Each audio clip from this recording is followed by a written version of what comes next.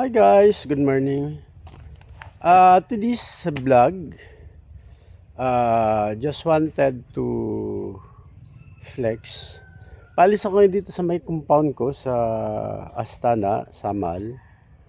So, mamimili ng mga basic needs. Meron kasi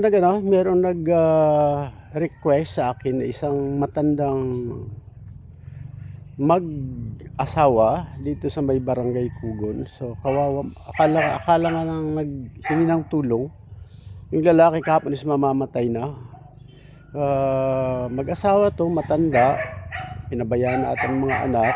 So nasa medyo isolated na area. So actually ang nag-message sa akin is naghihingi ng tulong kung pwede mabigyan ng kaunting ano man lang, makain. Kasi wala nga pagkain. Bedridden na yung lalaki.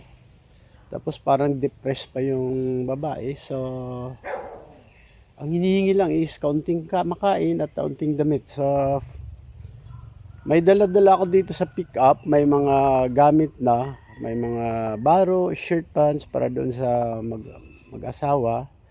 Then I'll be going to the grocery from here papuntang baba. Mamimili ng kaunting makain lang maibigay, may handog sa kanila. Siguro pwede na isang sakong bigas, then noodles, sardinas, or biscuits, ganon, gatas. So at least makatulong tayo kahit papano sa mga nangailangan, kahit pa konti-konti. Grasya na rin yun sa Diyos. So paalis na ako guys. So later on sa grocery naman. Bye.